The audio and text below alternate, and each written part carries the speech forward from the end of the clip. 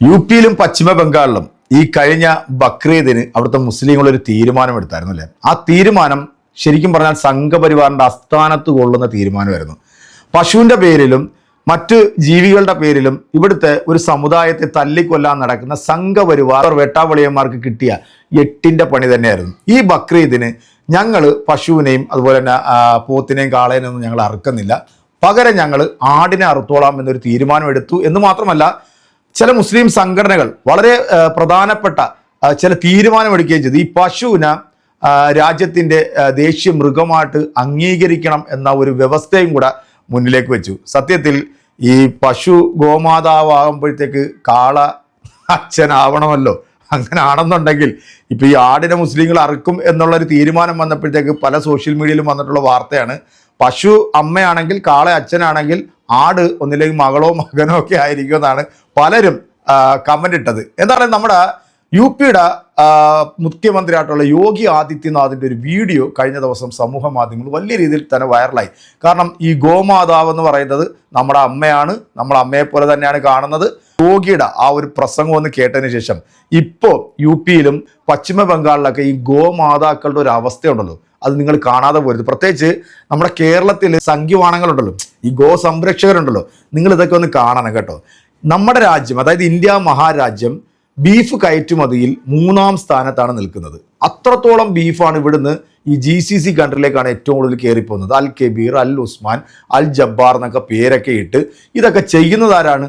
BJPയുടെ മന്ത്രിമാരും MLA-മാരൊക്കെയാണ് ഇതിൻ്റെയൊക്കെ ഉടമസ്ഥന്മാർ. ഇവരാണ് ഈ ബീഫ് കയറ്റിയത്. കഴിഞ്ഞ ഒരു വർഷത്തെ ബീഫിൻ്റെ കണക്ക് പറയുന്നതിനാണ് 35 കോടിക്ക് മുകളിൽ ബിസിനസ്സാണ് ഇന്ത്യയിൽ ബീഫ് കയറ്റുമതിയിൽ ലാഭം ഉണ്ടായെന്നുള്ള റിപ്പോർട്ടുകൾ നമ്മൾ ഇതിനിടയ്ക്ക് കണ്ടിരുന്നു. എന്തായാലും നമ്മുടെ യോഗി യുഗപുരുഷന്റെ ആ വീഡിയോ ഒന്ന് കണ്ടതിന് ശേഷം ഗോമാതാക്കളുടെ ഇപ്പോഴത്തെ ഒരു അവസ്ഥ നമുക്ക് ആ വീഡിയോയിൽ ഒന്ന് കാണാം. പിന്നെ നമ്മുടെ ഈ മാധ്യമ പ്രവർത്തക പറയുന്ന ഈ ഒരു വീഡിയോ നിങ്ങൾ മസ്റ്റായിട്ടൊന്ന് കേൾക്കുക, എന്നിട്ട് നിങ്ങളുടെ കമന്റുകൾ അറിയിക്കുക. ഇതെല്ലാം കാണാൻ നമ്മുടെ കേരളത്തിലെ സംഘികളുടെ ജന്മം ഇനിയും ബാക്കി കേട്ടോ. എന്തായാലും കണ്ടു നോക്കിക്കോളൂ. गौ हमारी माता है, जन्म जन्मांतर का नाता है। क्या माँ और पुत्र के बीच में कुछ घोषित करने की आवश्यकता पड़ती है क्या? അതെ, ഒരു മകന് സ്വന്തം അമ്മനെ തിരിച്ചറിയാൻ നിങ്ങൾ അതിനെ ദേശീയ മൃഗമാക്കി മാറ്റേണ്ട കാര്യമൊന്നുമില്ല. ഒരു മകൻ എന്ന രീതിയിൽ ഞങ്ങൾ ഹിന്ദുക്കൾക്ക് ഞങ്ങളുടെ പശുമ്പനെ അമ്മയായിട്ട് കാണാനൊക്കെ പറ്റും. അതുകൊണ്ട് ദേശീയ മൃഗമാക്കാനുള്ള മുസ്ലിങ്ങളുടെ ചെപ്പടി വിദ്യകളൊന്നും ഇങ്ങോട്ട് കൊണ്ടുവരേണ്ട, ഞങ്ങൾ സമ്മതിക്കില്ല. ഈ വേണമെങ്കിൽ നിങ്ങളൊരു കാര്യം ചെയ്തോ, 14 വയസ്സ് വരെ നമ്മുടെ അമ്മയായിട്ട് നിൽക്കട്ടെ. 14 വയസ്സ് കഴിഞ്ഞാൽ നിങ്ങൾ ഒലത്തിക്കോ. അല്ല, നിങ്ങൾ ഒലത്തിക്കോ എന്ന് പറഞ്ഞാൽ നിങ്ങൾ ബീഫ് ഒലത്തേ, അല്ലെങ്കിൽ ബീഫ് റോസ്റ്റോ, ബീഫ് കറിയോ, ബീഫ് ചുക്കയോ, അല്ലെങ്കിൽ ബീഫ് എന്ത് വേണം നിങ്ങൾ ഉണ്ടാക്കി, അതുവരെ പ്രശ്നങ്ങളൊന്നുമില്ല. അതുവരെ ഞങ്ങൾക്ക് അമ്മ. അത് കഴിഞ്ഞാൽ BJPയുടെ ഒരു മന്ത്രി പറഞ്ഞത് നിങ്ങൾ കേട്ട് കാണുമായിരിക്കും. ഗോമാതാവ് 14 വയസ്സ് കഴിഞ്ഞാൽ ഈ ഗോമാതാവിനെ നിങ്ങൾക്ക് അറുക്കാം, അതിന് ജനന സർട്ടിഫിക്കറ്റ് വേണമെന്നാണ് ആ വേട്ടാവളിയെത്തി പറഞ്ഞത്. മറ്റൊന്ന്, ഇതിനെ അറുക്കാൻ കൊണ്ടുപോകുന്നത് ഇവർ പറയുന്ന സ്ഥലത്തെ അറുക്കാൻ പാടുള്ളൂ. അങ്ങനെ കുറേ നിബന്ധനകൾ വെച്ചു. അപ്പോൾ ഇവർക്ക് ഗോമാതാവില്ല. അതായത് പാല് വറ്റിക്കഴിഞ്ഞാൽ പിന്നെ അമ്മയെ ചവിട്ടി ദൂരെ കളയുക എന്ന് പറയുന്ന ആ പരിപാടി ഉണ്ടല്ലോ, അതാണ് ഈ വേട്ടാവളിയന്മാരും വേട്ടാവളിയത്തിമാരും കാണിച്ചുകൊണ്ടിരിക്കുന്നത്. എന്താണേലും ഇപ്പോഴത്തെ ഗോമാതാവിന്റെ ഒരു അവസ്ഥ നിങ്ങൾ ഈ വീഡിയോയിലൂടെ ഒന്ന് കണ്ടോളൂ. आज बताना गौ माता दिखाऊं भाई, ये रही अपनी गौ माता भाई, ये देख लियो भाई पीछे, ये रही अपनी सारी गौ माता भाई, देख लियो भाई अपनी गौ माता को सारो कुकर भाई, दुर्गति हो रही अपनी गौ माता की।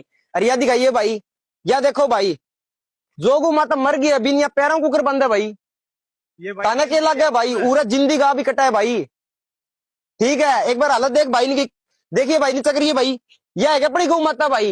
उसके बाद में कोई अपनी यूं ना कह दी भाई अपनी गौ माता जय गौ माता, कोई हक नहीं है भाई। अगर हक है तो भाई निकलो भाई अपना घर और सारा भाई सड़का पाओ गौ माता का तर बल्ट बन जावे जिंगो जो सुखा के भाई बल्टा का तर जावे। ये देख लियो भाई, यह हालत बुन्ना की है भाई। ठीक है, जितना भी बुन्ना का युवा है, ये जो इन्फ्लुएंसर है ना भाई, 2-2 व्यू खातर ये जो बस स्टैंड पर नाश्ता फिर है, सारा इकट्ठा हो जियो भाई, सारा भाई इकट्ठा हो जियो, हर एक खातर गौ माता सम्मान है भाई। ठीक है भाई, सपोर्ट करो भाई, खींच के भाई, खींच के सपोर्ट करो भाई। केवल ये हमारी लड़ाई को नहीं भाई, हर उस इंसान की लड़ाई है जो सनातन धर्म जुड़ रहे हो भाई। ठीक है, जय श्री राम, जय गौ माता। ഇതാണ് ഇപ്പോഴത്തെ ഗോമാതാക്കളുടെ ഒരു അവസ്ഥ. ഇത് ഇവന്മാരായിട്ട് ഇങ്ങനെ ആക്കിയെടുത്തു എന്നുള്ളതാണ്. ഇനി നമുക്ക് ഇതിനെ കുറിച്ചിട്ട് ഈ മാധ്യമ പ്രവർത്തകർ പറയുന്നതും കൂടെ ഒന്ന് കേട്ടു. വിശുദ്ധ പശുവിനെ ദേശീയ മൃഗമായിട്ട് പ്രഖ്യാപിക്കണമെന്ന് വിവിധ മുസ്ലിം സംഘടനകൾ ആവശ്യപ്പെടുണ്ടായി. അത്തരം ഒരു ആവശ്യം മറ്റൊന്നുകൊണ്ടല്ല, അത് വിശുദ്ധ പശു മാത്രമല്ല, അല്ലെങ്കിൽ ഗോമാതാവ് മാത്രമല്ല, രാഷ്ട്രമാതാവ് എന്നുള്ള രീതിയിലാണ് ഇവിടെ സംഘപരിവാരം പറയാറ്. അപ്പോൾ വിശുദ്ധ പശുവിനെ, അങ്ങനെയാണെങ്കിൽ ഈ ഗോമാതാവിനെ അറുക്കണ്ടെന്ന് തീരുമാനിക്കുക. അത് ദേശീയ മൃഗമായിട്ട് പിന്നെ പശുവിനെ പ്രഖ്യാപിച്ചാൽ നല്ലതാണ് എന്നുള്ളൊരു അഭിപ്രായം വിവിധ മുസ്ലിം സംഘടനകൾ ഉന്നയിക്കുകയുണ്ടായി.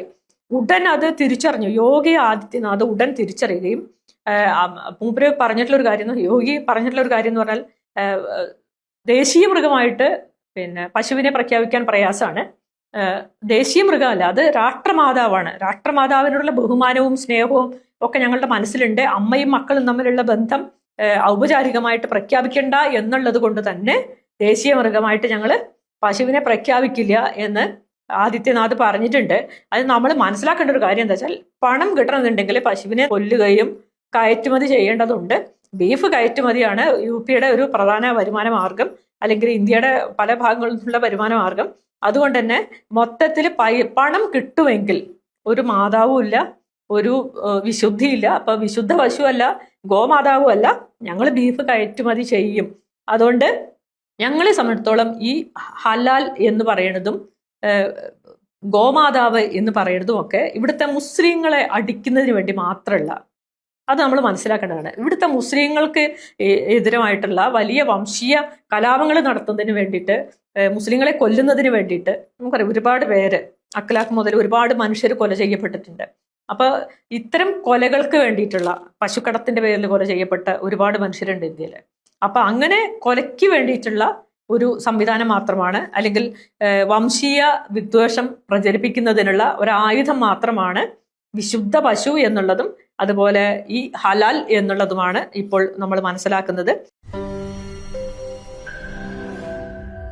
അതായത് നമ്മുടെ യോഗിജി അതങ്ങ് തിരിച്ചറിഞ്ഞു എന്നുള്ളതാ. പശുവിനെ ദേശീയ മൃഗമായിട്ട് അങ്ങോട്ട് അംഗീകരിക്കാന്ന് മുസ്ലിം സംഘടന പറഞ്ഞപ്പോഴത്തേക്ക് അതൊന്നും വേണ്ട, അമ്മയെ മക്കൾക്ക് തിരിച്ചറിയാനായിട്ട് അങ്ങനെ പ്രത്യേകിച്ച് ഒരു ഐഡന്റിറ്റി കൊടുക്കേണ്ട കാര്യമില്ലെന്നാണ് ഇങ്ങേര് വന്നിരുന്നിട്ട് പറഞ്ഞത്. സത്യത്തിൽ UP-യിലും രാജ്യത്തിന്റെ പല സംസ്ഥാനങ്ങളിൽ നിന്നും ഏറ്റവും കൂടുതൽ കയറ്റുമതി ചെയ്യുന്നത് ബീഫാണ്. ഈ ഒരു ബക്രീദിന് ലക്ഷക്കണക്കിന് രൂപ ബാങ്കിൽ നിന്നും കടമെടുത്ത് ഈ പശു കൃഷി ചെയ്തിട്ടുള്ള ആളുകൾ വണ്ടികളിൽ കയറ്റി പല ചന്തയുടെയും വാതിക്കൽ കൊണ്ടുവന്നിട്ടപ്പോൾ അവിടുത്തെ മുസ്ലിങ്ങൾ പറഞ്ഞത് ഇത് ഗോമാതാവാണ്, ഗോമാതാവിനെ അറുക്കാൻ പാടില്ല, അതുകൊണ്ട് ഞങ്ങൾ ഇത് സ്വീകരിക്കുന്നില്ല, ഞങ്ങൾ ഈ പ്രാവശ്യം ഇതങ്ങോട്ട് നിർത്തി വെച്ചിരിക്കുകയാണ്, ഞങ്ങൾ പകരം ആടിനെ അറുക്കാൻ പോകുന്നു എന്ന് പറഞ്ഞപ്പോൾ പല ആളുകളും, അതായത് ഇപ്പം ബംഗാൾ മുഖ്യമന്ത്രിയായിട്ടുള്ള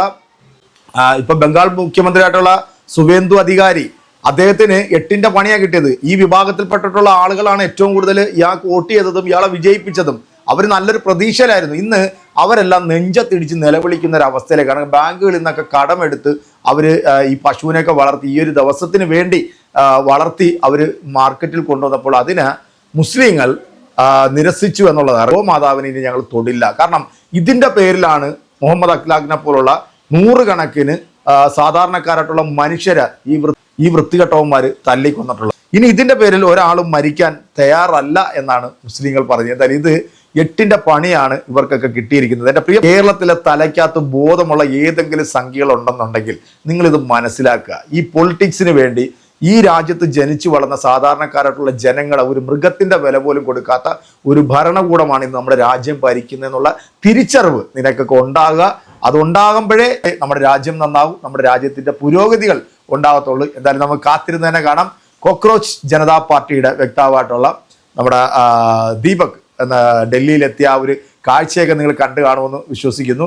ഗംഭീര വരവേൽപ്പ് തന്നെയായിരുന്നു. ഒരു പുതിയ ഒരു ജനറേഷൻ നമ്മുടെ രാജ്യത്തേക്ക് ഒരു പുതിയ വിപ്ലവമായിട്ട് കടന്നു വരുന്നതിൻ്റെ ഒരു സൂചനയായിട്ടാണ് CJP എന്ന് പറയുന്ന ആ ഒരു പ്രസ്ഥാനത്തിനെ നോക്കിക്കാണുന്നത്. ബുദ്ധിയും വിവേകവും ഉള്ളവർ, രാജ്യത്തിന്റെ ഗുണമാണ് ആഗ്രഹിക്കുന്നവരുണ്ടെങ്കിൽ തീർച്ചയായിട്ടും അവർക്ക് പിന്നാലെ അണിനിരക്കുക. അപ്പോൾ അടുത്തൊരു വീഡിയോ കാണാം. അതുവരേക്കും എല്ലാവർക്കും ബൈ.